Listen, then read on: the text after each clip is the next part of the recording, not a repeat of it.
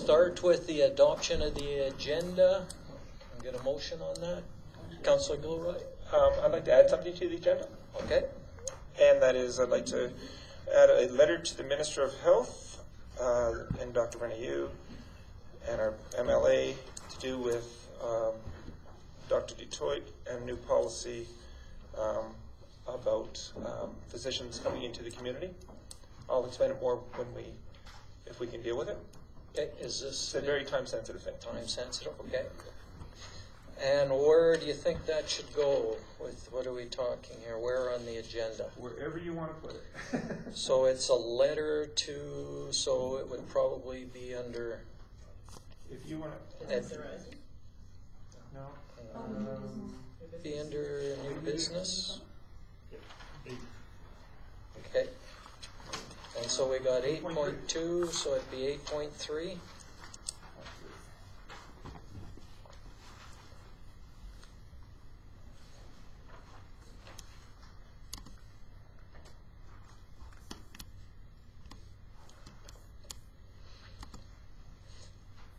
Okay, so we have the one addition, 8.3, letter to Alberta Health, is that? Minister of Health and AHS. Okay. Any other changes? Okay, all those in favor? Carried. And we're now ready for you. That was, we weren't long to get to there, but yeah, welcome. And thank you again for coming down. You notice that there's a mic there, and if you hit the little button, it'll turn on, and we'll be able to hear you better. And not so much us, but we like to amplify it more for the people that we record our sessions, and it goes out there. So I'll turn it over to you to introduce yourself. I was actually thinking that maybe my voice is already high, so maybe I don't need a mic. Yeah. So good evening. Thank you very much for inviting me here. It's a good opportunity for me to introduce myself. So I'm Vikram, the new site manager at High Prairie Hospital. So just started this position 2 months ago. Before that, I was on the same position on the south side of Alberta, near to Cardston. I'm not sure that if anyone heard the name. It's near to Waterton Park. And my background is clinical, and I was also working with at University of Alberta as a researcher, and then thought that I should go into the management side, so then moved here on this side. And at present, for me, the main goals at present is actually to understand the community needs, what community is looking for, and some of the as the community leaders, you already have a very nice facility there. So we have a lot of services, and I was just thinking one thing is to creating awareness about that whatever services we are providing. And I heard that sometime even if we have a maternity at our hospital ward there, but people are going to the Grand Prairie or to another hospitals instead of coming to the hospital here. So that creating that awareness, finding out the needs, what needs we have in a community and how we can fulfill that needs, and working together to actually provide that services in a more efficient way. As I talked to Brian before, I'm using that word again and again, Brian, because we have a lot of equipments and ultrasound. We have scopes here that how we can use them, how we can utilize them, that people don't need to go to the far north to travel, that we can give it here. So I just need your support that we can work together for the betterment of the community. And I am also open for the feedback, whatever you think that we are not doing good at present, where we have a gap, so how we can improve it. So that's just on from my side. At present, my cell number is, I think that the Brian Martinson is there, but I can even forward to everyone else. I can leave it here, and I'm open to anyone can call me, let me know how I can support if wherever I can contribute to the community. Well, thank you for that, and like I say, we were talking beforehand that we worked, fairly closely before with Dr. Lohi, and we got some things into this community that weren't there, and that was the maternity and the ultrasound and stuff, so we can be of assistance to you too. So if you have something where you need some lobbying provincially, that's something that we can do there also. I'm actually going to bug you guys soon for that. Yeah. So that's for sure. I need your support for, I think not just, as I said, it would be premature for me to say anything at present. I just want to actually learn a little bit more about communities and their needs. And once I would be there, then maybe I need your, I need your support for there to move forward from there, and maybe we need to do lobbying that time as well, so yes. So yeah, once you identify what you need assistance with, let us know and we can help. But Sure, you've definitely. asked for some assistance on where we think there's gaps. Do you want some feedback right now? Sure. Okay. Well, I'll turn it over because I know there's people here that would love to talk to you about some of And those I just gaps. want that if there will be anyone is taking minutes, then I would like to have that minutes because I can't write at present, so yes. He's a doctor, you can't understand it anyway. Sure. So. So is there any feedback? Yes. Thank you. Anybody want to start off? Well, one of the things I could say what we're hoping to see in the community is renal dialysis. Yes. And under the NDP government, we did have approval for a unit to be developed in the hospital. Yeah. With the new government, we haven't heard if that's still a go or if it's been taken off the books. We're not sure. So, but that's one thing, and we know that we've had lots of input that there is a need for that here. The Northern Renal Dialysis Group has identified that we have enough people Yeah. to justify and warrant one here, and that's when they said that they'd put it in. So I think if it's not in the new government's budget, then we need to keep pushing for it. It is, and I think it will be a great program if we can get it. And second thing is, I saw the unit actually. It's a beautiful unit where they are planning to do renal dialysis, but it's closed now. Even I see some of the machines are still there, but they're packed. So it will be great if we can get that funding and we can actually start that unit. Yes. And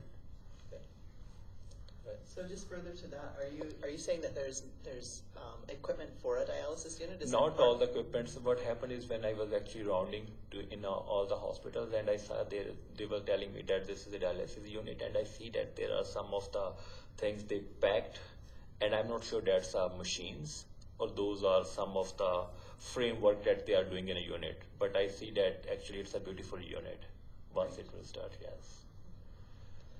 Another thing that I guess, I don't know if we call it gaps, but there's some challenges right now. We've been hearing about access from some of the physicians for privileges at the hospital from the other clinic. Has that been addressed with you at all? That's actually something new for me. Brian just told me about this. So I actually don't have answer for this yet. So I have to actually look into this. I heard that there are some of the physicians don't have privileges, but if you know the physician and give me some more information, maybe I can look into this, but I don't have an answer at present for this. Okay. Yes. Well, I'm sure we can provide you that information. That sounds good, yes.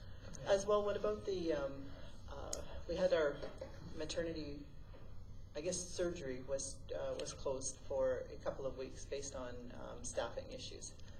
Is that accurate, and is that corrected? Yeah, yes, that was closed due to the staffing issues. Yes, we hired more staff now.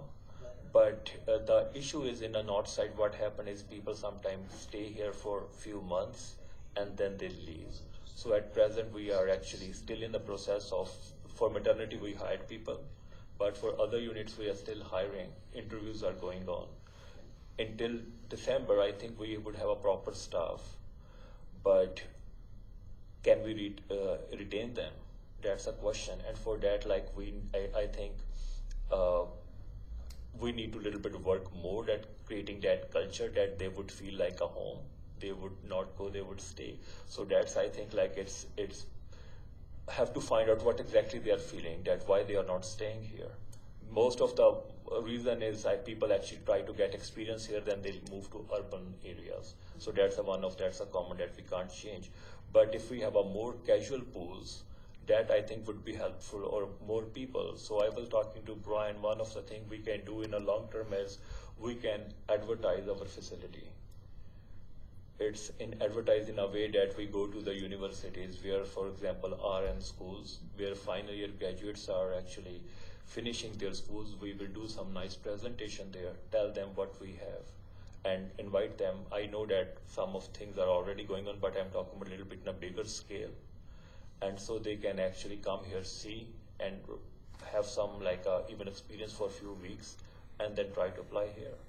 So when you're talking about something like this that's already going on, are you referring to the skills camp that RPAC will put on? Because we've actually had the opportunity to host it, and it hasn't worked out yet. But I mean, I heard about this. No, I don't have much knowledge about how much in depth it will go, but I'm talking about, for example, in a University of Alberta, for example. I'm talking about in a Grand Prairie.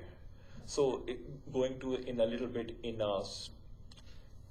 a more aggressive way, I'm just saying that. So we should probably share that information with you, because it is University of Alberta second and third year students. Okay. And they bring them in for a weekend. Okay. And they do their labs at your hospital, and then the community hosts them, maybe at a few meals, but I mean, most of it is funded through the government. Okay.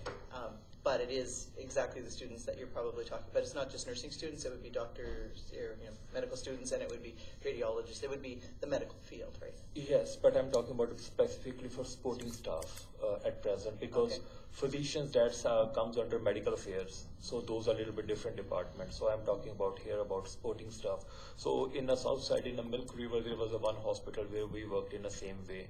And we had approximately 80% and 90% occupancy of the positions were that time. And we didn't, I mean, there was an issue, but in 6 or 7 months, we had actually good vacancy management that time there. So that's a program I was thinking that if we can, having a great presentation and advertise it in a good way, in an aggressive way, and maybe we can do not for physicians, but I'm talking about just for RNs, LPNs, HCAs, those type of people, yes.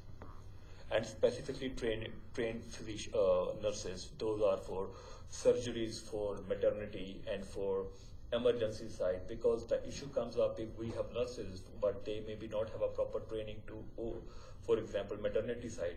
Although we have a lot of actually they provided. I heard from when they opened the maternity ward here, they provided 2 months, 3 months training actually to nurses. So that's great. But I'm just talking in generally that we need nurses, those are already trained. Okay. Any other ones? I see Judy's. No. Well, Go. it's been brought to my attention that physiotherapist also seems to be a long waiting list to be assessed by a physiotherapist, and like simple things like splints and stuff like that. People are on a waiting list because they have to be assessed by a physiotherapist, and it's a long wait that we're sharing our physiotherapist with other regions. So if I understood properly, so when people go to physiotherapist to see a physio, it's a long waiting list to see physiotherapist? To be assessed by the physiotherapist for what kind of physio they do need. Okay. That's post-surgery or just, like I say, simple splints and stuff. I know the pharmacists are having a hard time giving advice on what kind of splint they need because they have to be assessed by a physiotherapist first. Okay, so do you have just to have my own, I don't have that knowledge in information at present, but do you have any information that for how long they are talking about waiting time on average? Because I was thinking that we have a good physio program actually, so. Yeah, it's not the program itself. Yeah, It's the general assessment by a certified physiotherapist. So when you say that we have a waiting time, so what do you? Some are saying they're waiting up to 6 weeks to be assessed by a Yeah. physiotherapist. This is coming from the public. No, that's good to know actually. So I was not aware about that. So let me check into this. Yes, Okay. thank you. Yeah, my wife is a prime example. She went in, was having some back issues. They wanted her to get seen by physio. She Okay. tried to make an appointment, and it was 6 or 7 weeks before she could get her first appointment. We have a one dedicated physiotherapist in a hospital, and so I think I should actually maybe look into this. So I was not aware about it. Thanks for bringing it up. Yeah.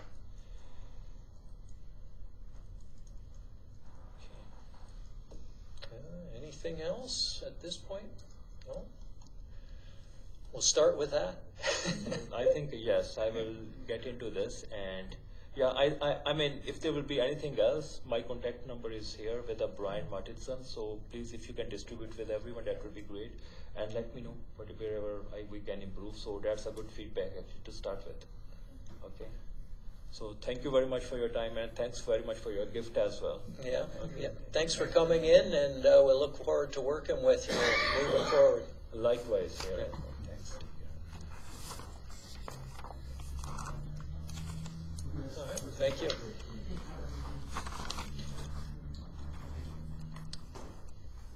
All right, I guess we've got one person ask if there's a public delegation. Yes, I am. Oh, look at that way go.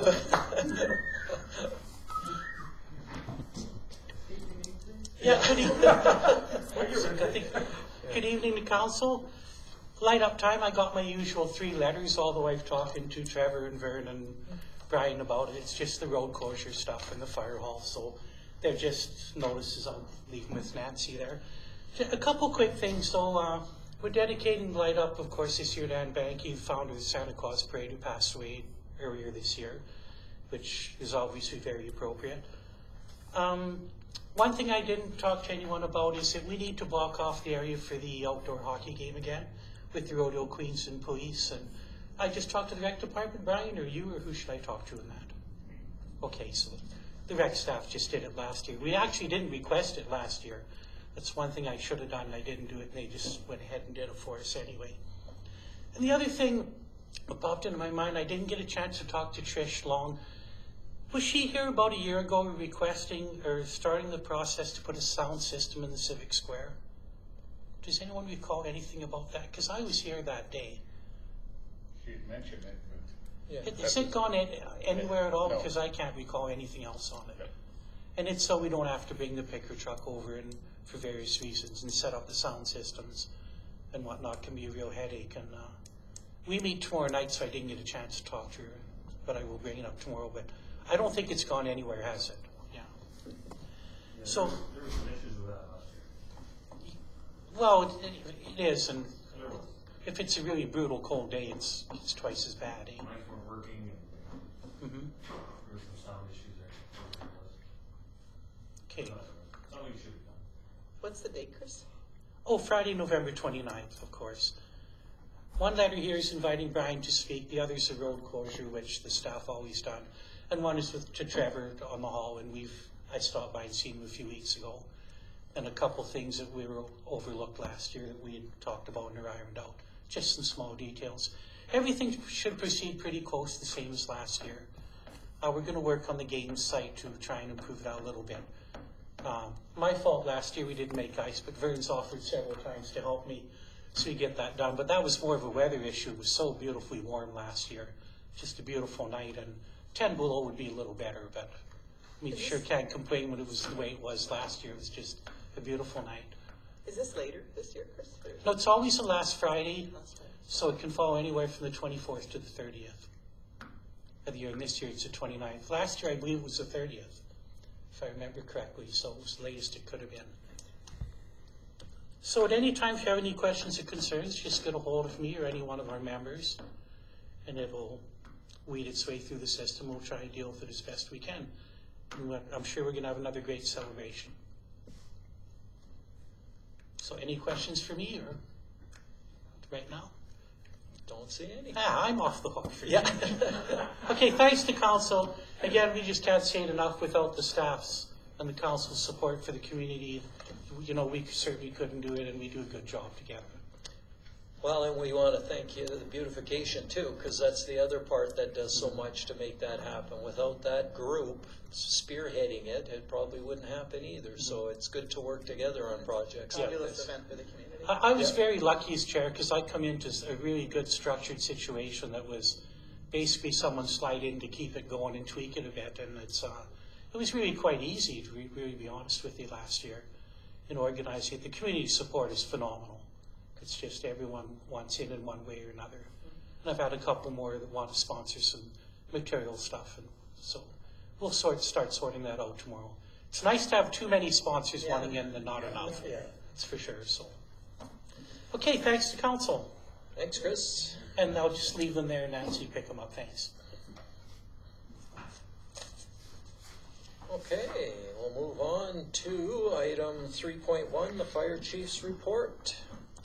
Get a motion on this? We're going to have to be busy today. Yeah, lots of motions for you guys. Okay, go ahead, Brian. Okay, the council received the fire chief's September 2019 report for information.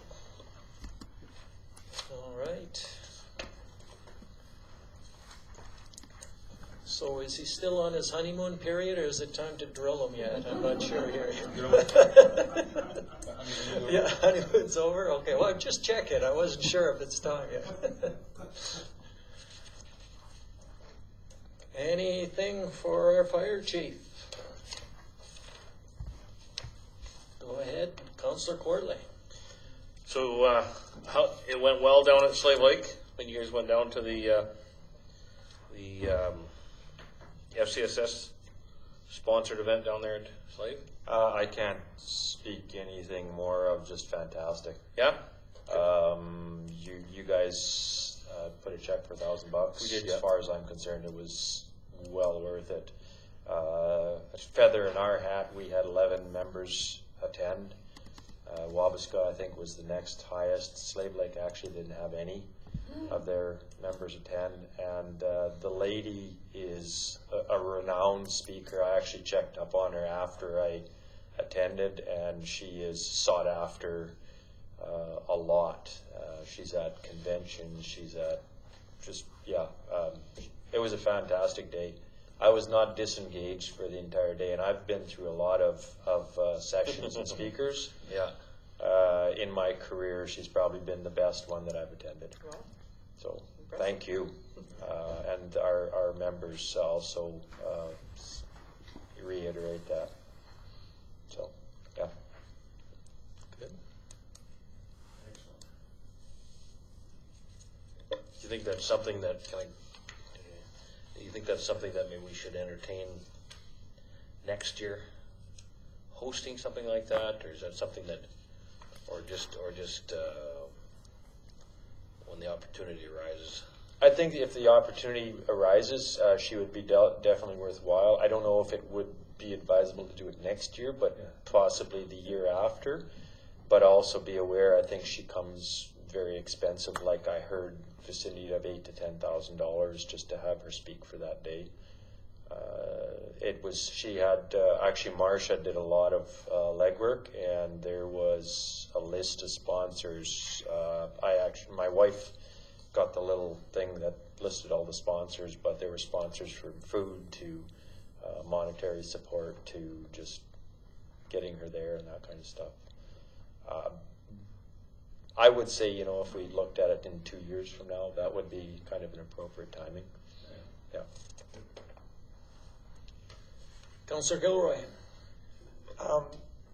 This is, I guess, when I was reading that report and the peace officers report, the peace officers report said that they have been transitioned to the AFRRCS radio system, and you had written that these new radios would be activated when the provincial AFRCS radio station is also activated. Is there a connection between the two of them? Yeah, my acronyms might not be technically correct. Well, no, I'm just But wondering if they're all both the active- same, and in fact, it happened yesterday.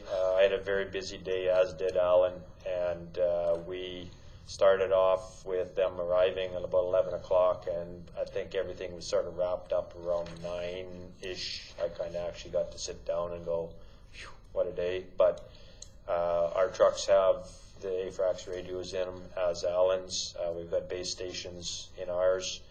We aren't fully operational. There's one last link that the technician has to get with in the city somewheres to connect, but we're operational on our radios right now, and we'll be fully AFRAXed, he said, hopefully by the end of the week. Good. The only other question I had was, I noticed you're going to be submitting a hefty bill to AHS. Would it be of any help if we, if that was followed up maybe with the town council, also submitting a copy of that to our health minister to show that we're putting our firefighters at risk until that building is torn down? That would be absolutely beneficial, because I cannot see that being the only event that's probably going to be happening in here. It's probably going to continue, just off the cuff would be my guess. And you know, like my estimate, I think it was $40,000. That's probably going to be fairly close when you look at the council passed the fees, $600, $615 a truck. Per hour. We spent roughly about 8 hours there, and I believe I had the total on, there was 140 some person hours. Yeah, total. 142.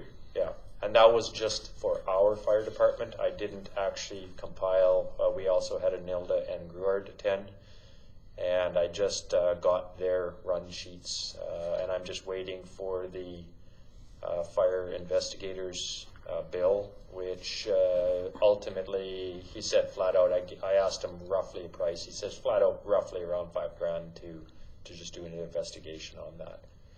So, the dollars are adding up, definitely. And so maybe we can all work together to convince them that to more in their favor to actually tear the hospital down than to take little trips to the hospital to put out fires. Councillor Rose? So just further to that, I was going to ask if there's value in you being part of, then should we have the fire chief be part of a letter to the minister as to, like, should that just come from council? Or I know you were saying that you were going to submit this bill to AHS, and that's yeah, why I was curious. I actually sorry. I was just curious whether we should be submitting a copy of that to the Ministry of Health, like what, because we've been trying to broach this topic and nobody seems to be, you know, too quick to respond to when they're going to do something about the hospital. So, I mean, we have that. I mean, right now we can use it sort of a little bit to our advantage to show them the potential hazard that it is. Where when we've got this bill, and we've got we've got some evidence that you can say that, you know, it's potentially going to be an ongoing issue. Where before that it was maybe going to be an issue. Right now it's proof that it has been.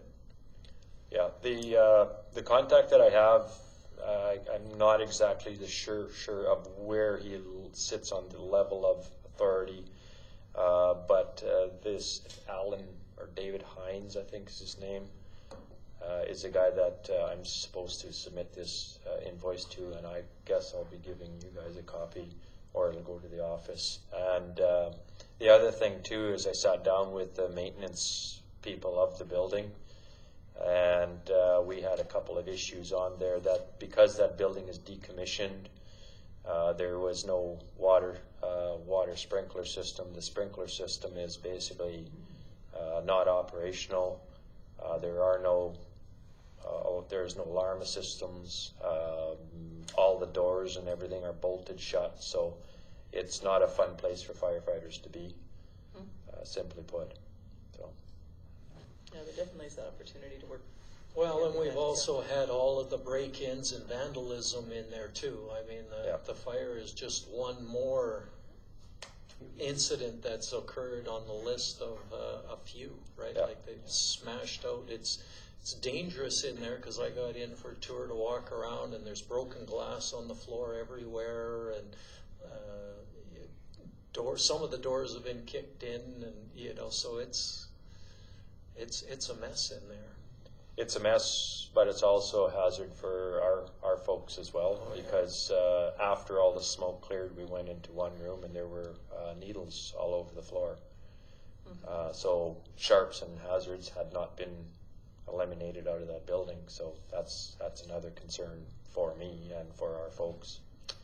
Perhaps those concerns could be listed out for us so we don't forget about those when we go and see the, any of those concerns. If you could just sort of jot them down on, just so that we know the issues that you have, because I know the other thing that's Do you want that in a letter or An email to Brian? Yeah, just something that we can take forward and say, here's the issues that our firefighters had to deal with there, would be good. I actually had Aaron Fusion, the fire commissioner's office for our area. I sat down and had a good chat with him, and his eyebrows kind of raised when I told him some of the issues. And even for derelict buildings, there are fire code expectations. Well, and like you were saying, locked doors for you and stuff like that. So Not just locked, bolted, like they got screws through them. Oh, okay. Yeah. So, I mean, things like that are a challenge for you, we should have sort of a list that we can say, here's the issues that we're finding. We may not be able to save it next time. So is AHS not following, like when they decommissioned it, did they sort of breach code then? According to Aaron, yes, but I don't have the authority or the level of inspection to do that. Aaron is one. Should we consider doing that? Possibly, yeah. Who brings in the fire inspector?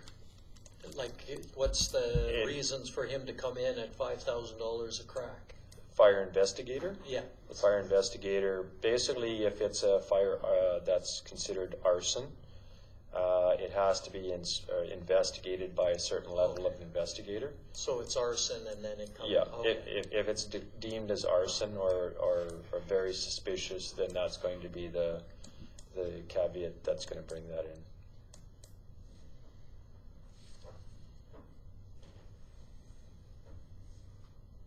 Okay. Anything else? Yeah, yeah, too quick. Super efficient. Yeah. So I take it was deemed arson. We don't know that? No comment. Yeah. No, if the report did say that, I think it said some people were charged, but they can't say anything about it. I think that's what the report said.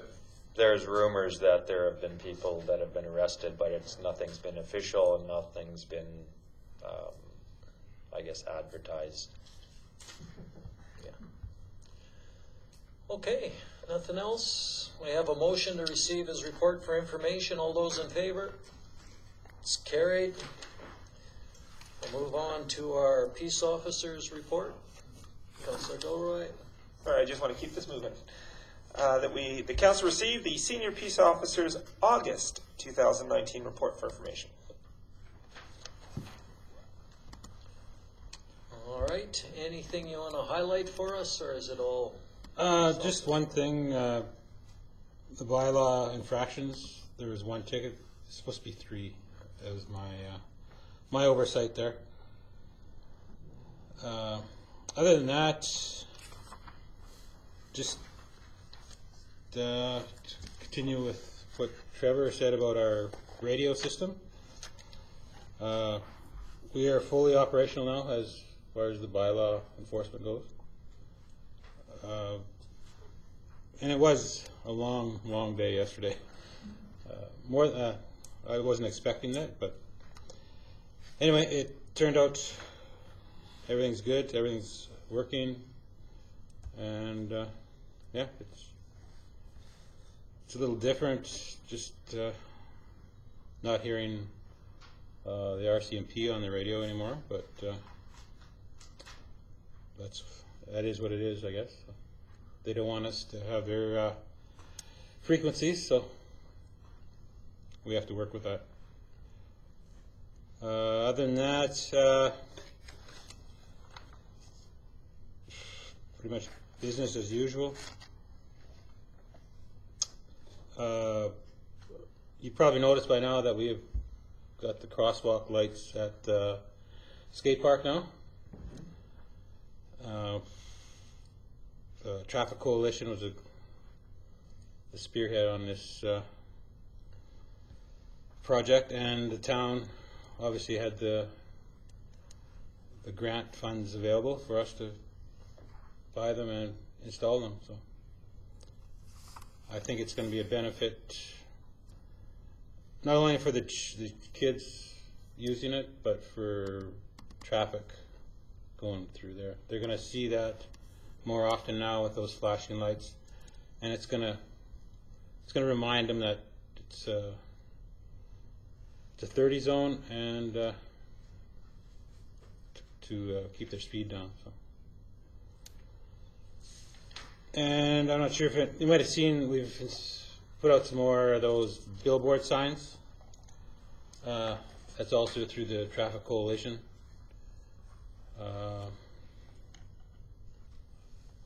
Just have a look. They're round, and yeah, that's pretty much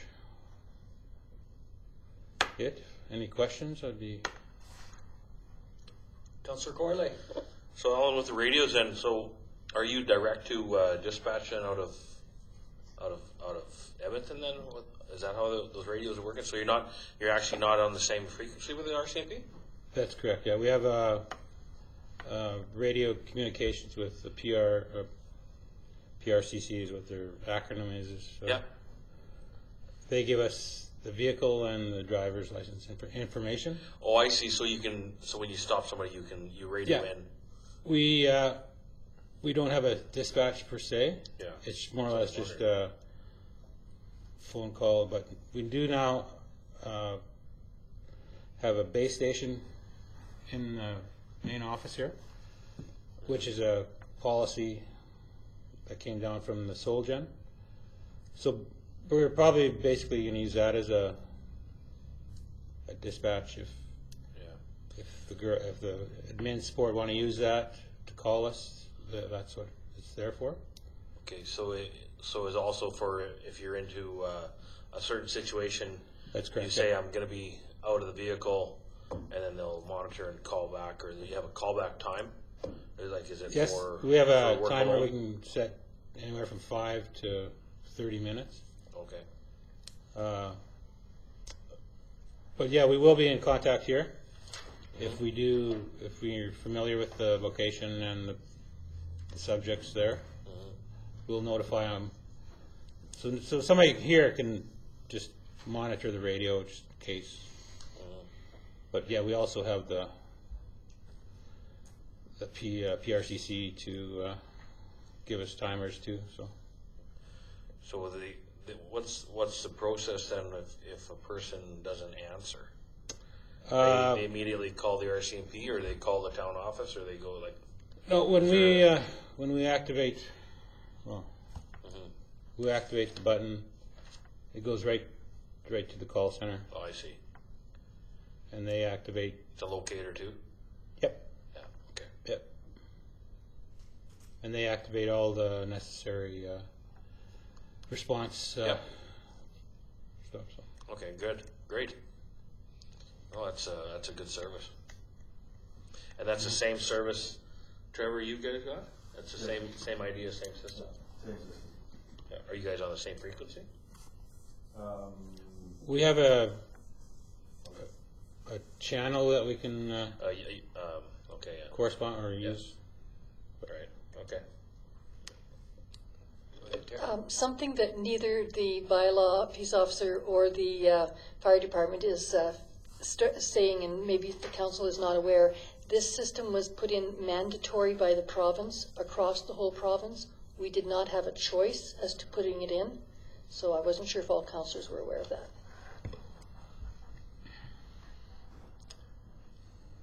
Councillor Gilroy.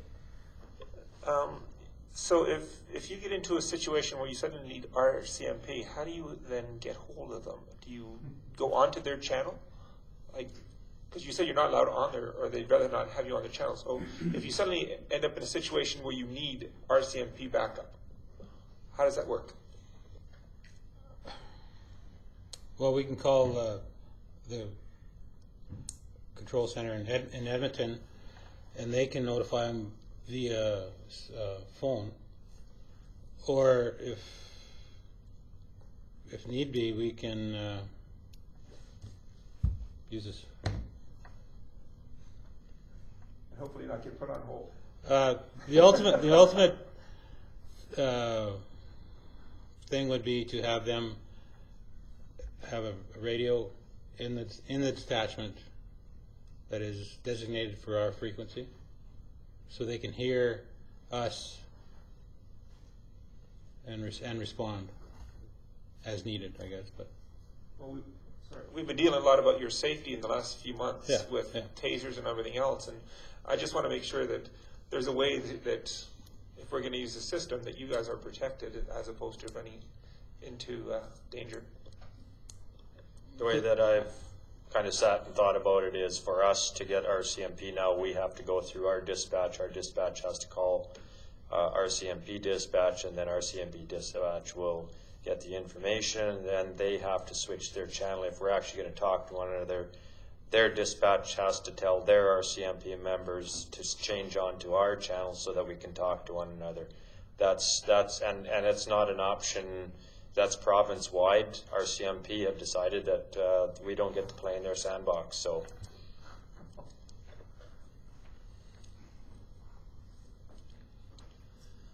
Councillor Stenos? So, a couple of questions. On the curfew bylaw, there's 4 warnings. Was this called in, or is this from night patrols? Night patrols at the skate park.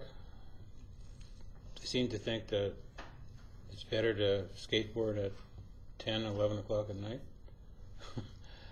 And we obviously see them walking around town too, so we do indicate that the curfew times, and if we see them again, we will escort them home.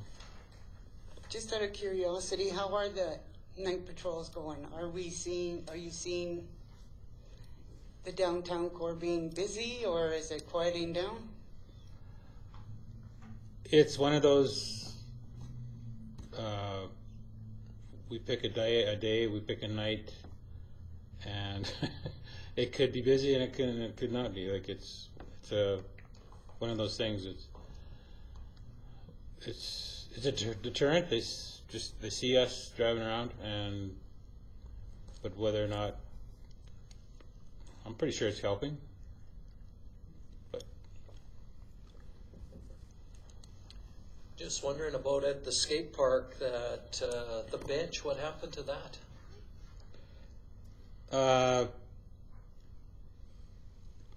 Somebody thought it was a good idea to rip it out of the cement. So there is footage on the camera, but it happened at I believe it was 3:30 in the morning. So it was pitch black. You can only see the shapes of people, but you can't see their faces or anything. But I believe there was probably 5 of them that were involved. But to find them, to see it, or to catch them, it's going to be pretty hard. All right. Anything else? Nope. All right. Thank you, Alan. Thank you. All those in favor of receiving for information? Carried. On to water treatment capital plant upgrade 4.1. Can we get a motion on that?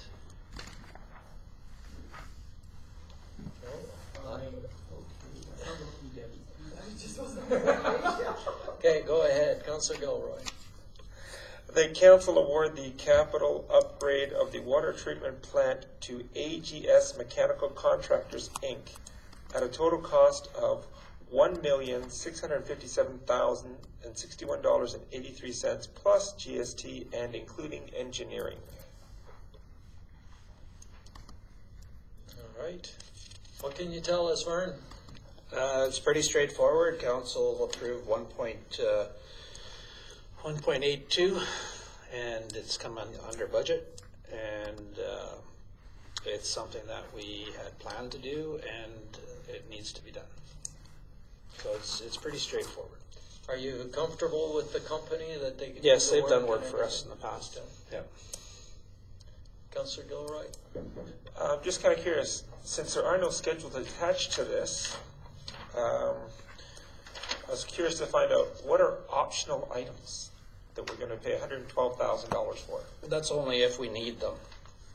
There's some was deletable items, but because it came in under the project, we're going to go ahead and get those done at the same time. So if we had some things that were more of that could be put off if the contract come in too high, but since it's come in under, we will be doing those projects. I know this is irregular, but is it possible that if it does come in lower in the end, that we could find out what kind of savings we got on this? Since we're allocating 1.6. Well, I know there's already savings in engineering. Yeah. Okay. Because I negotiated a 9.9% reduction in engineering after the fact.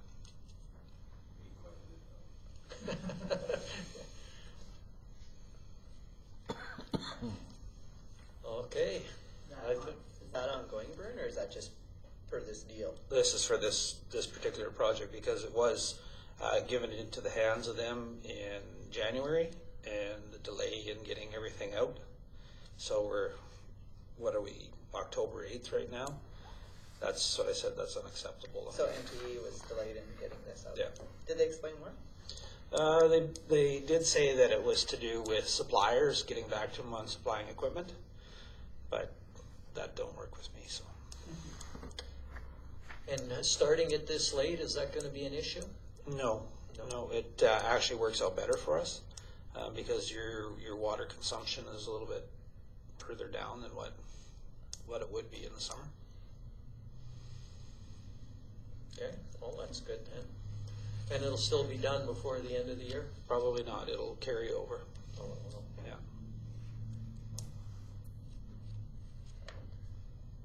But we won't have any interruption in water supply while this is going on. We shouldn't have.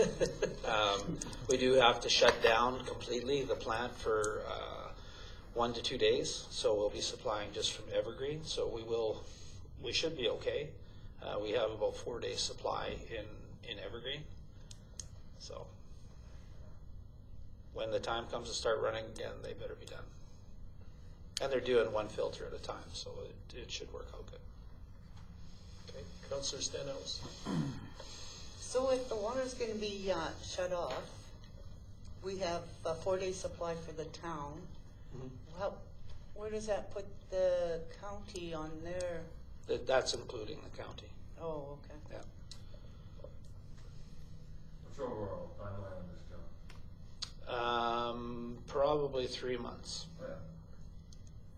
That's not bad, is it? Yeah. I would thought it'd be closer to 5 or 6. It all depends on when they get a chance to get. Now that they get the contract, they'll start ordering their stuff in and preparing pipe and all that kind of stuff off-site, so that it can be put in quickly. AGS is the ones that did Evergreen's piping as well, so they've been good with us. Okay. So we'd approved this before. We knew it was coming. It's even under budget, so that's a good thing. And there's no other questions for him? Not regarding that. Okay. Regarding other things, yes, but not regarding this. Okay. Well, let's just stick with the water treatment upgrade. All those in favor? Carried. Moving on to 5.1, which is our minutes. I'll make the motion. The council approve the minutes from September 10th, 2019, regular meeting of council as presented. Anybody see any changes or alterations that were needed?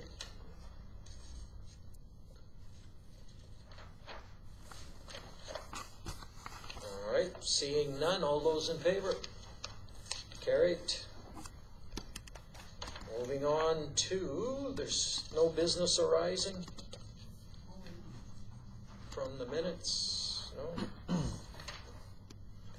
there any updates on the repairs and that we've put in for the minutes? Oh, which were you referring to? You had, if you're asking for business arising, well, the 35918, anything happening on that? Well, that's It's later already on in in the, Yeah, Yeah, it's in so, the report there. 8.1? Hmm? Motion on the next. Okay, next one, 8.1. The council approved the attendance of Mayor Panasik or the deputy mayor to attend the Remembrance Day ceremony being held by the Royal Canadian Legion on November 11th, 2019. Any questions on this? Yeah. This is a slam dunk. Seeing none, all those in favor? You're around, Brian? Okay, I am around, as far as I know at this time, so, yeah. Moving on then to broadband, item 8.2. Councillor Gilroy. since I made the original motion, that council transfer all previous dedicated funding from the broadband project back to option 4 of the Big Lakes County Internet Development Project, Downtown High Prairie plus County Office Connection. Okay. You want to lead us through this a little bit first, and then we'll get your question. Magna Engineering wanted this motion basically made by both councils, Big Lakes County and the Town of High Prairie, just to bring everybody back online that we are going back to this job, downtown project, as to doing the whole town as what was proposed originally as a pilot project from the original previous government that we were looking at doing. So that's where we're at. So she requested a motion that the funding be allocated back to the project that we had originally discussed and had approved as council. You had a question, Councillor Stenhouse? Yeah, actually I do. So when we get to the fee estimate, I was wondering how come Big Lakes Broadband Regional Project is estimated at $25,000 potential increase, and the Downtown High Prairie is almost double that at $48,000, and no estimated increase for Jussard.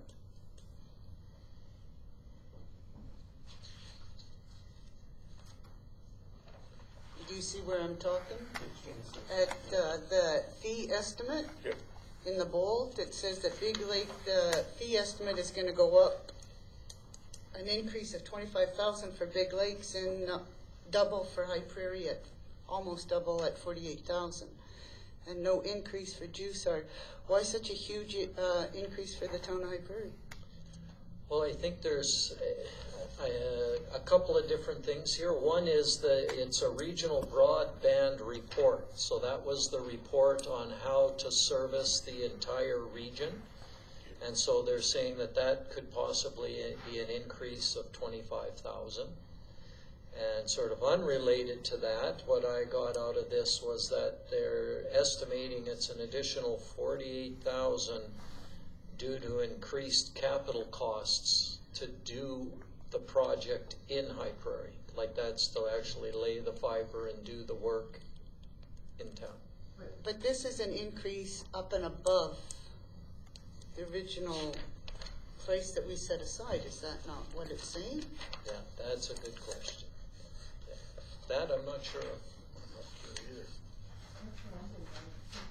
Well, the motion is just to set aside the funds that were already dedicated, right?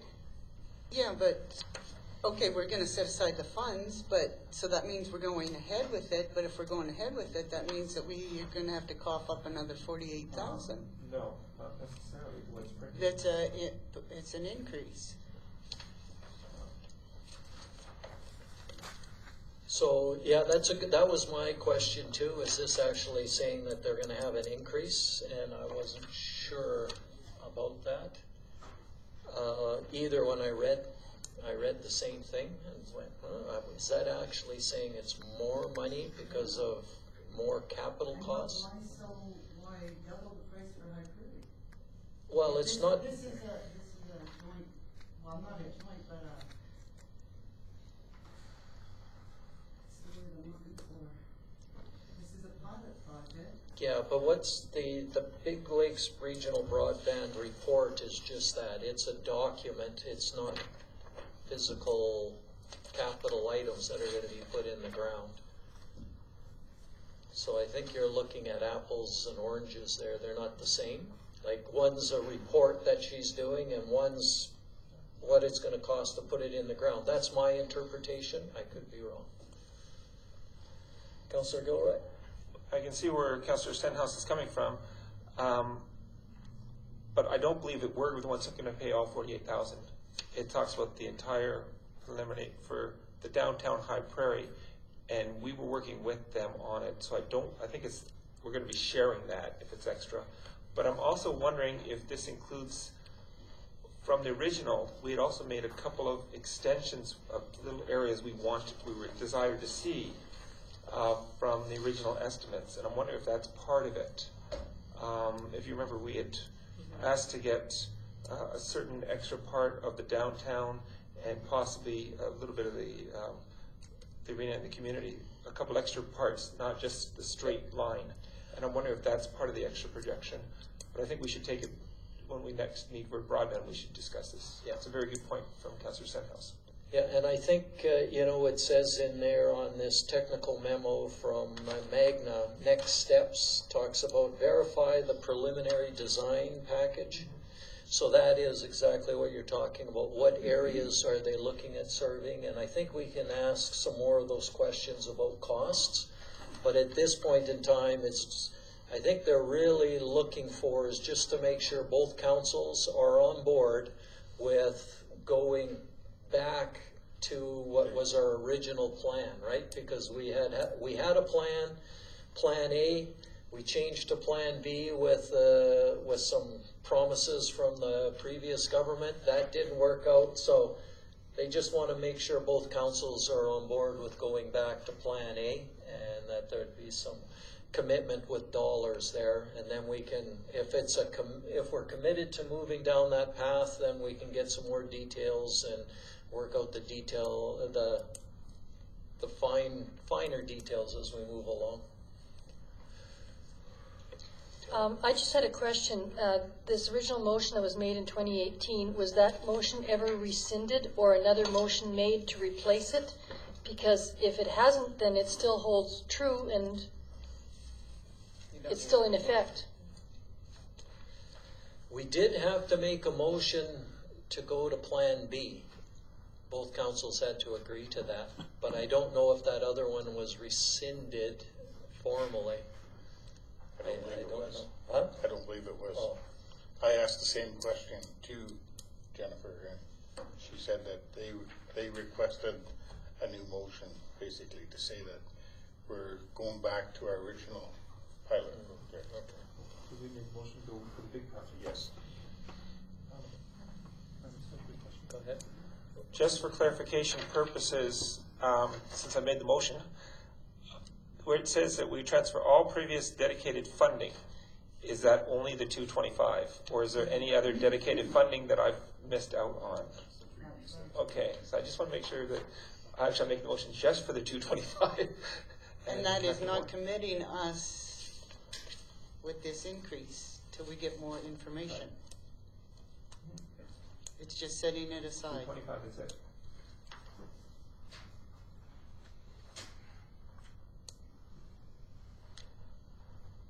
Okay. Any other questions on this one? We'll be busy in the next little while. Once we get this motion passed, then Magna will get working, and we'll be meeting. And It's a shame to have lost a year. We lost a year, yeah. And we sort of anticipated this as we went forward, thinking that this might just be Yeah, but I mean, it'd be nice to get it back on track. It's definitely what we need for the community, so I'd like to. I guess at the same Excited to time, reallocate it. at the same time, the previous ATCO mover and shaker there is meeting with Magnus to give us that expertise again. So there's some positives there. Okay. We have a motion to go back to Plan A. All those in favor? Carried.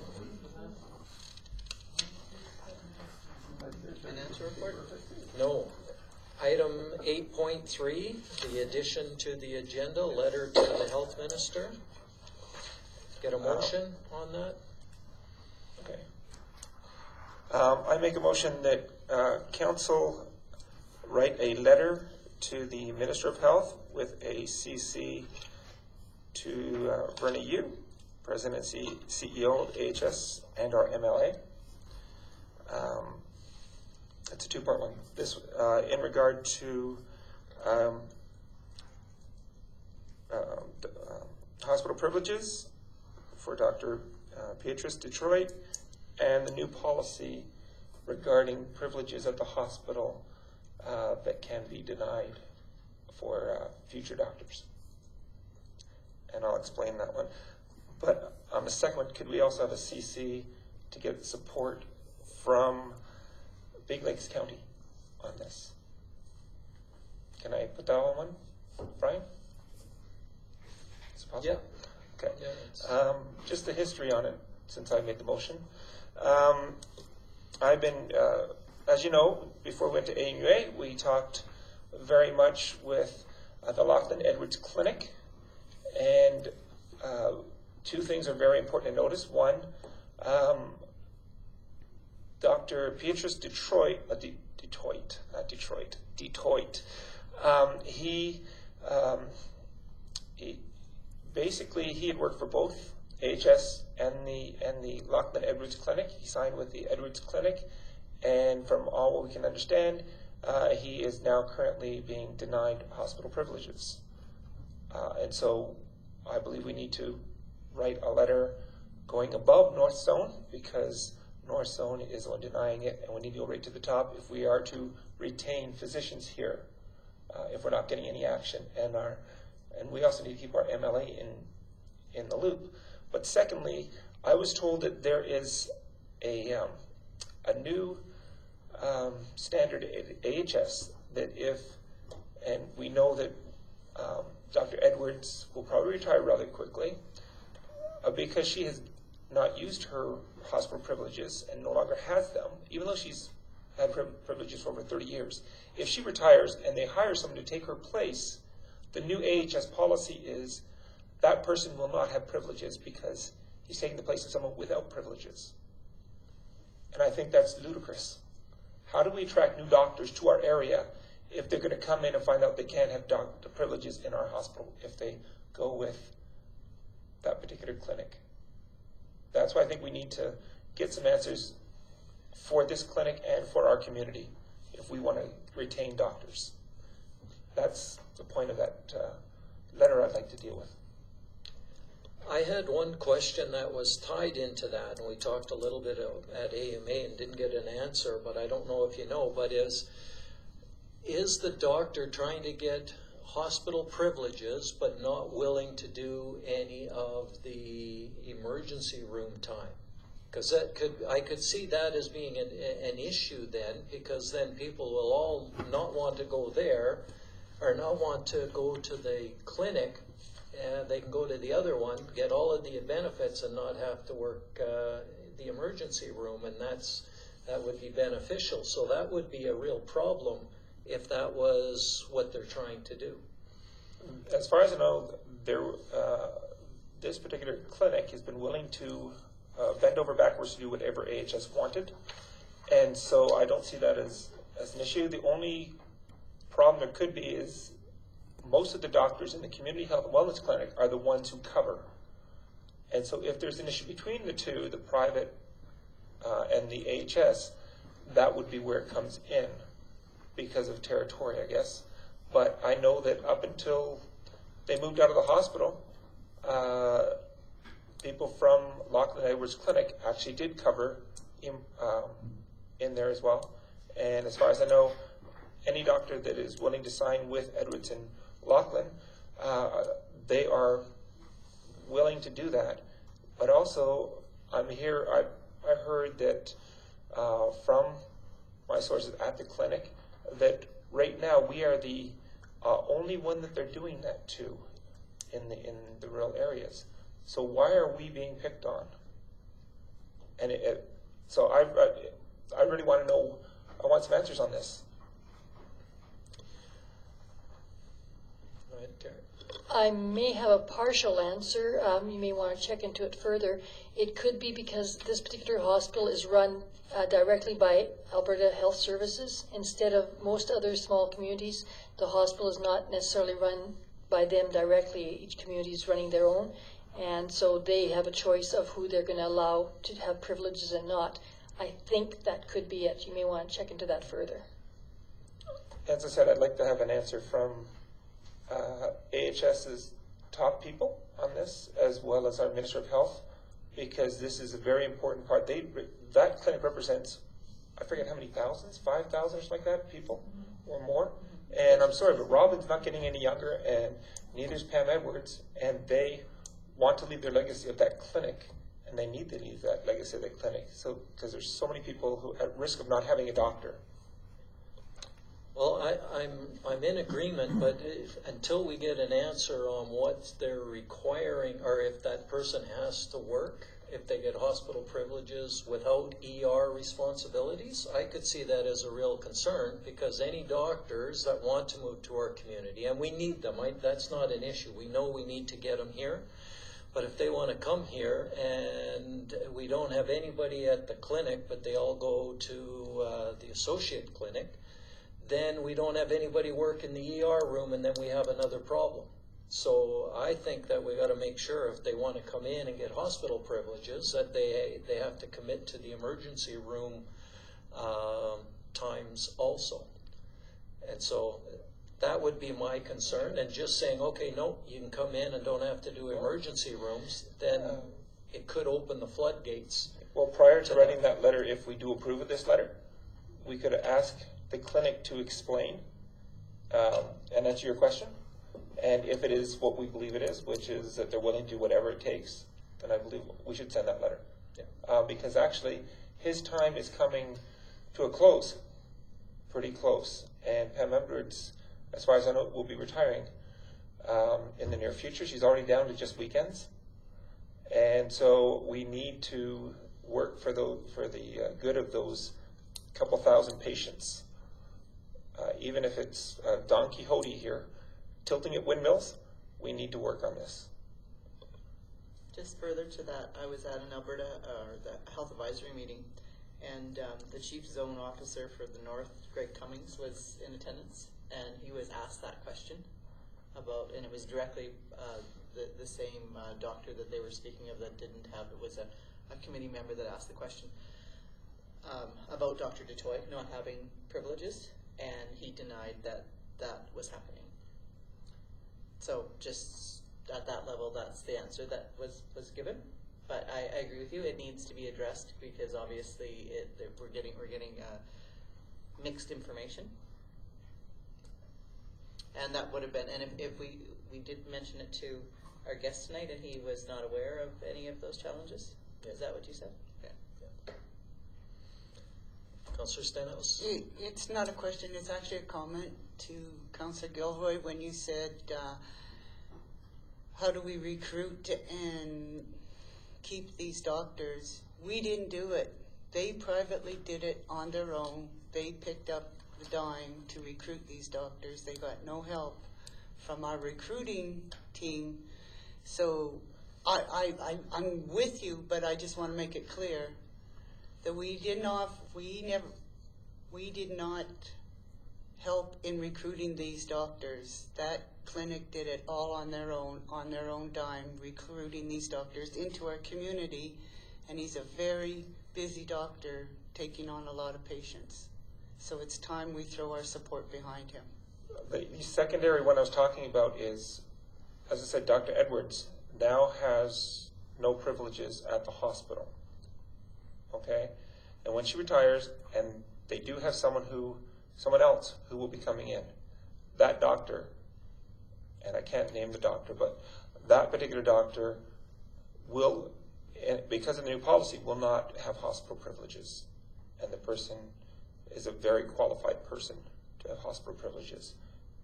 So that was the second part of it. I want to make sure I understand if this is a strict policy here, how does it then affect all the rural communities, not just us? Because we need to stand up for all the rural ones on this one.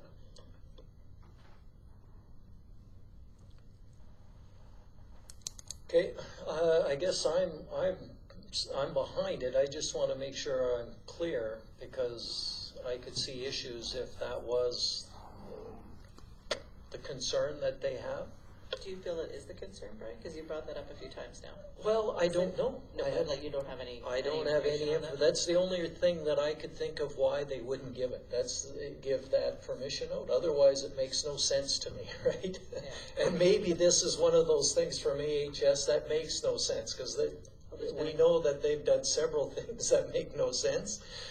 But for me, when I think back, why would they not do this? That would be the only thing that comes to my mind. Because you're thinking that they should be logical, right? I am thinking they should be logical, yeah. There's your mistake. But again, I don't know. So I would like to make sure we clarify that before we move forward. Yeah. Okay. Any other questions before we approve? Or Send it. Okay. We have the motion. All those in favor? Carried. All right, going to financial report. Want a motion? Yes, please. The council received the financial report for August 2019 as presented for information. All right, we've all got it. Any questions or anything you want to highlight for us? As I had mentioned before, the additional DIP assessment error, of course, is going to bring that number down on the tax page. And yet, in spite of that, as you can see for the total on page 42, we're still doing fine for this time of the year. So unless things change dramatically, I think we're going to be okay again another year. Live another year. Yeah. I had a question just looking at this, and it's on the summary page, page 2 of 3 there, on the net operating surplus deficit. So our budget says for 2019 that we should have a $1.66 million deficit. Correct. Right now, it says year to date we've got a $2 million surplus. Correct. The budget. That's the budget, and year to date, it's a $3 million surplus. Yep. And yet by the end of the year, we're going to be in the whole 870, that's the difference. That's the variance only. There. But between the 1.66 and the whole and where we're at now, that's a $4.6 million difference. Yeah. In 4 months. Yes, and that's because there's a lot of entries that are only done at year end, like all the amortization entries are only done at year end, and all the transfers are only done at year end. So all those things are done at year end in the month of December. So, sorry. So because of that, that'll make the big difference in the month of December. So what are we looking at as a net difference then? Probably about $2 million or so in amortization, and probably close to $1 million in the transfers between departments, and the rest will just be the whatever happens between now and then. So until we get closer to the end of the year, I can't say any more than that, but that number will decrease significantly in the next few months. It's just tough, without having those numbers, you don't really know how we're sitting, right? Correct. And that would be good to get an estimate of. That's why I don't put them in the year to date, because they're not due yet, so they're not in my year to date amounts.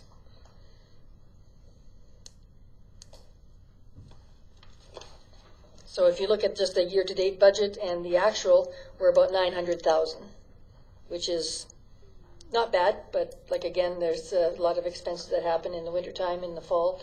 And then there's also the fact that there's that big, huge error that's going to be corrected by the DIP assessment. It already has been entered into the September, so your next statement will show that. Yeah, and well, I guess it's just the difference, but in the variance column, like we have, the budget is 2.1 million, or the year-to-date budget. The actual budget's 3.2, so the difference is 877, or 877,000, but that's to the good. Yes. But how come that isn't in the brackets like the other positives are? I was just curious. It's the way the most accounting system software show up. It's just showing the difference between the two. Okay. So I don't look at the variance column in too much detail. I just look if there's a huge difference, and then I comment on it on a line-by-line basis. But to me, the variance, so many things can happen during the year that if we need some repairs and maintenance in August instead of in December, or in January instead of August, it can skew things quite a bit. We know we're probably going to need $15,000 on that line item sometime during the year for repairs and maintenance, but when that repair is going to happen also depends on how busy the guys are outside with other things. So yeah, it's some things just, they fluctuate throughout the year. You just use our best guess, best judgment type thing. And of course, part of that 900, like I said, we have done a little bit better on some of our other things in revenues than we expected. So that part's looking good too. So it's a little bit here, a little bit there, but it's not going to be that huge of a surplus at the end of the year. I wish, but it probably won't be that huge. Yeah. Yeah, and I guess there's a big difference if you're looking at $877,000 variance, if that's to the good or that's to the bad. Very true. Very true. And that's why I was wondering why we can't get that to say, well, that's a good number, right? Versus this is a bad number, and it doesn't really show that. No. Yeah. So it's just a little misleading there. I don't know if we can get that so it shows that it is a good number versus a bad number. It's just the way that the program works. Okay. Okay, that was my questions. Anyone else? Seeing none, we have motion to receive for information. All those in favor? Carried.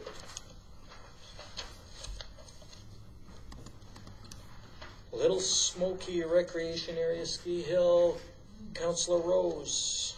The council received the request for funding in the amount of $121,286.95 for the Little Smoky Recreation Area Ski Hill for information.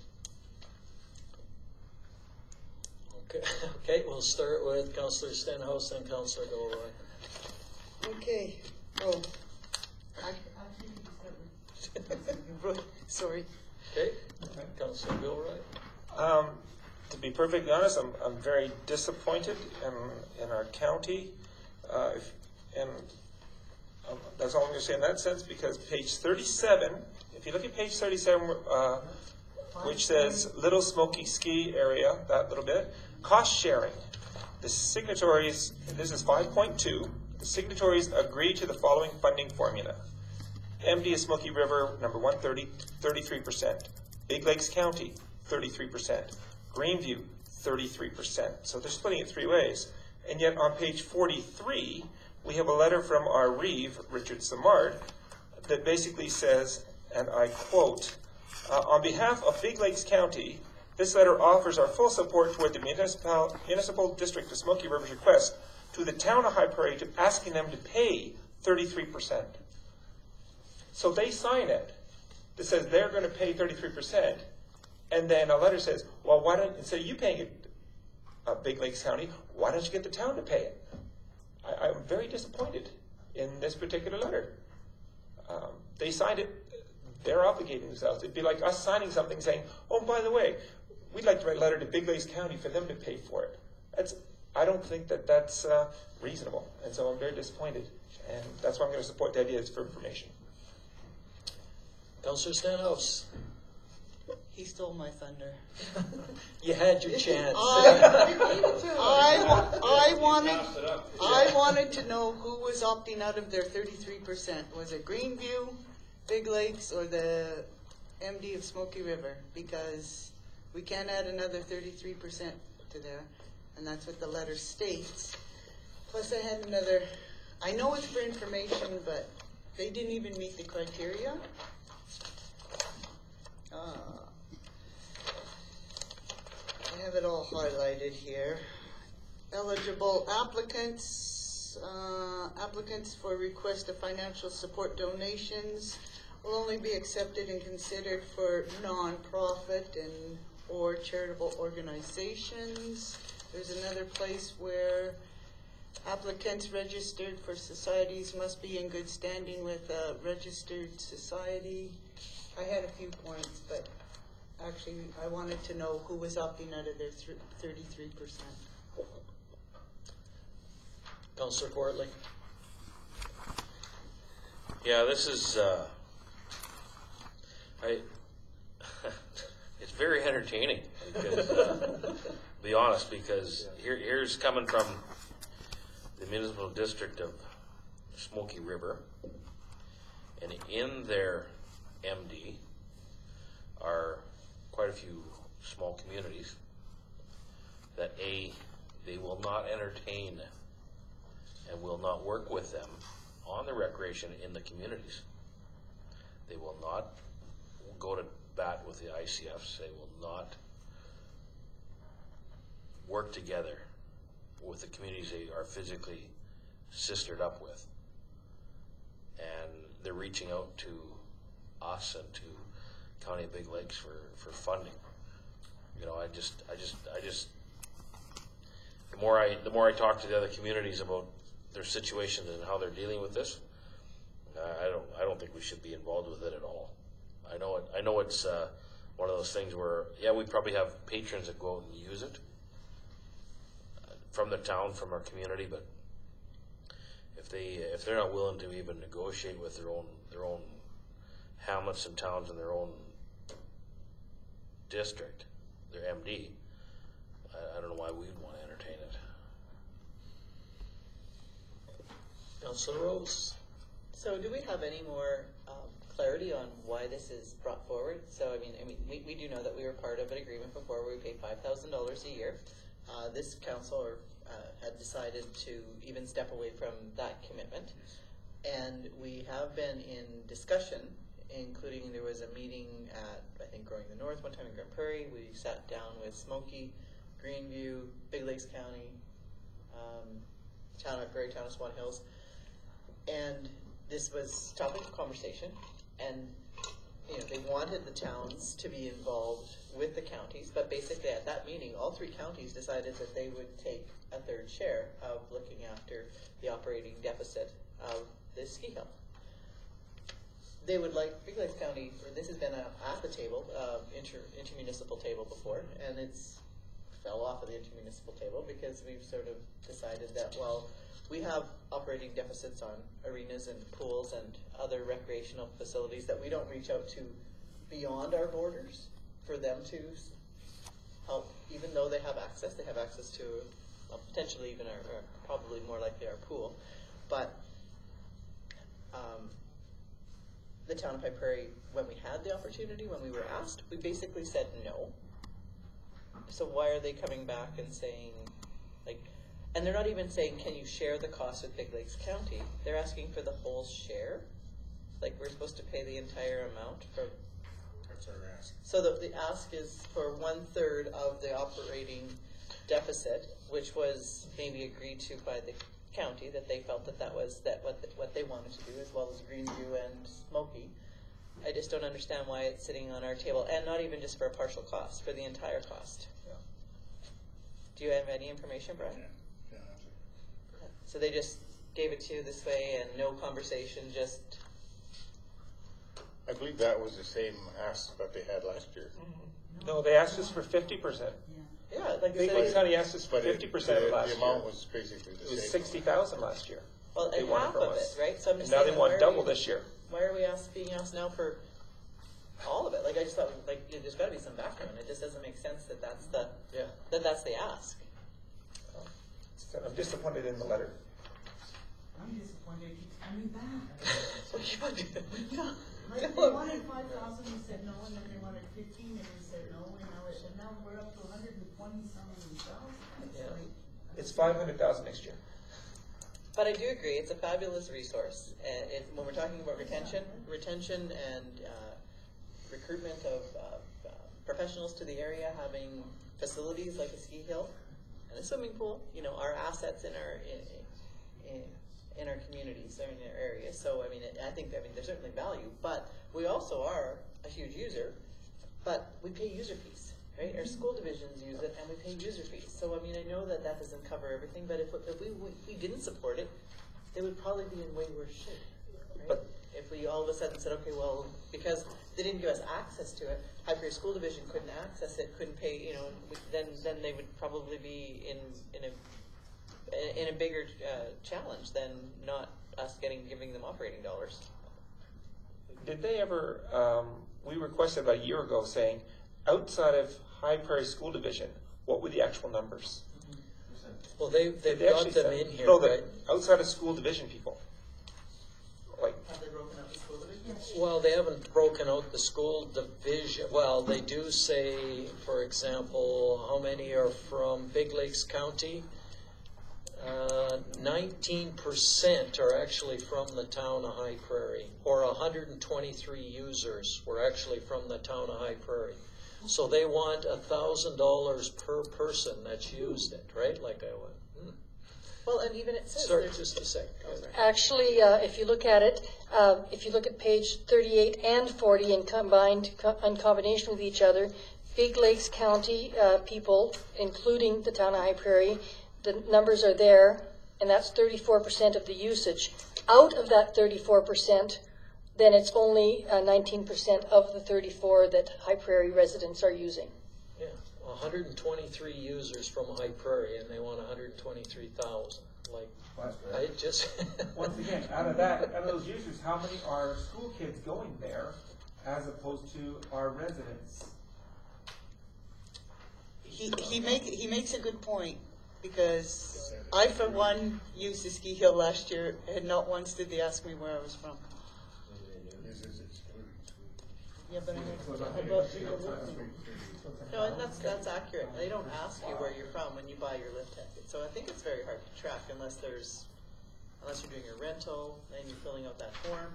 But without a rental, if you have your own equipment, they're not tracking it. And realistically, when you look at that page 40, Big Lakes County, 478 residents, users for visits, and the town of High Prairie is only 123. I mean, we're not even a quarter of the Big Lakes County users, but yet the whole ask is coming to this table. Like, I just don't understand. yeah, it just doesn't make sense. I was like, yeah, there's got to be something else. Again, I was thinking logically, didn't make sense. Fine, you gotta stop thinking that. Okay, so do we need any more discussion on this? We're pretty clear on it. All those in favor of receiving for information? Okay. That motion is carried. What time we got? Well, we'll do one more, then we'll take a break, and then we can finish her up. Revised audit fees. Well, we'll do two items, sorry, the two quick ones. You think this is going to be quick? Councillor Courtley. Make motion that council approve the revised audit fee quote from Metrics Group LLP for 2019, 31,000, for 2020, 31,000, and for 2021, 32,000. Councillor, or sorry, we got Brian or CEO? Yeah, everybody's a councillor now. In the original quote, they didn't add in the rec department. So basically, it would be a savings of $6,500 by including them under us now. So originally, the audit fee for the rec department was $11,500, and now they're saying it's only going to be $5,000 because they're under the town of High Prairie. So is this, So the original quote didn't include the rec department. There was an oversight on those. so this 5,000, is that gonna be sucked up by the town, or is that a split between? That would be a split between the county and the town. Okay. But it's still a savings to both.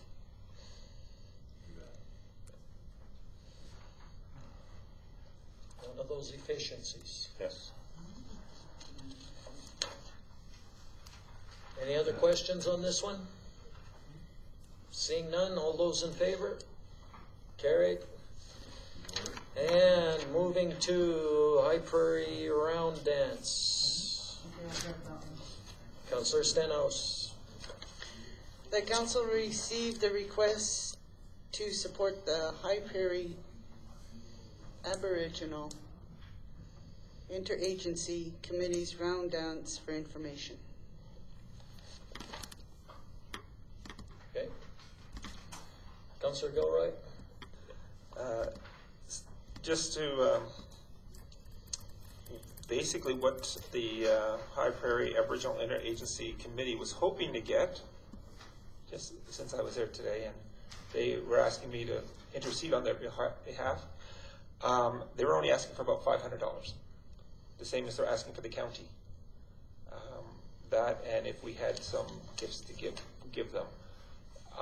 Yes, it'll be at the Eagle's Nest, but they have fully committed to having the powwow at our arena next year, May 2nd.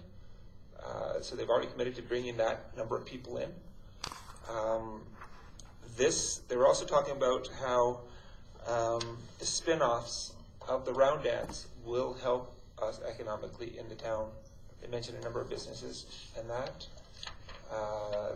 it will affect as well. So as I said, they were hoping for if we had the ability to just support them for $500, and so I'll be voting against you this time. Go ahead. The town has a policy that any financial support or donation requests that they fill out an application and provide the budget and their income statement also. The budget on page 48?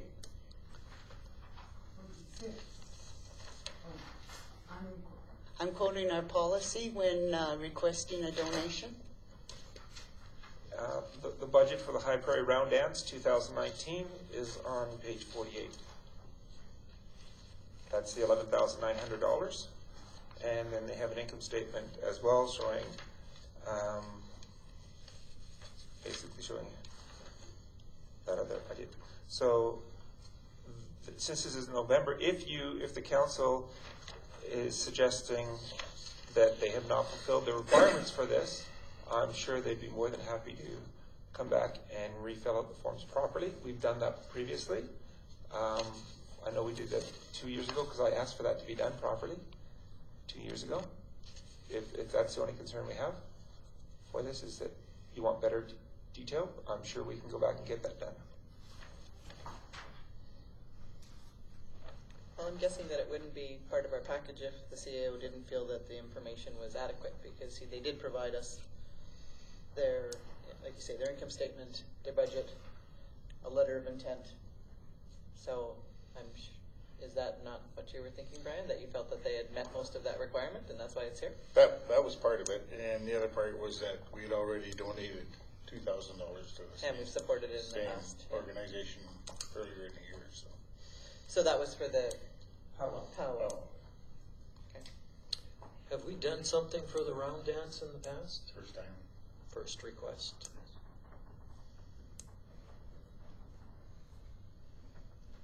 And somebody will probably be asking me, so I might as well tell you now, I don't know if it will qualify for FCSS or not. I'd have to check.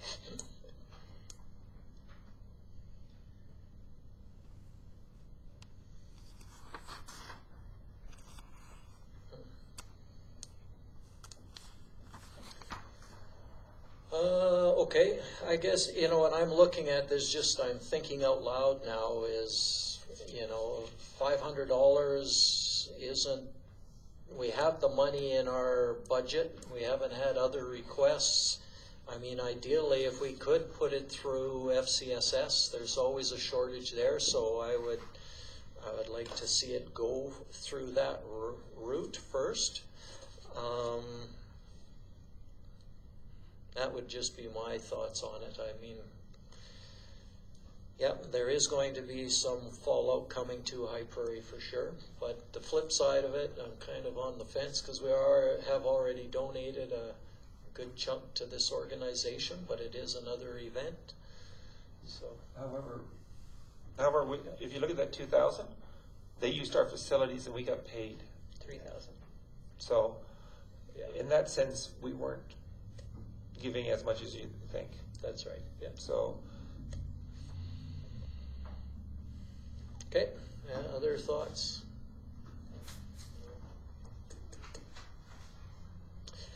All right. Well, we have a motion to receive for information. All those in favor?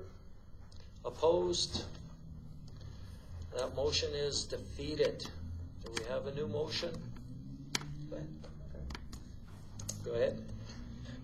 The council donate $500 to the High Prairie Aboriginal Interagency Committee to support their round dance being held on November 16th, 2019.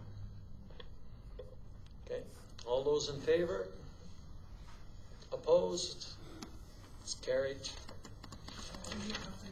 All right. Well, we'll take We're going to have to separate you two. 10-minute break and then we'll get back at her.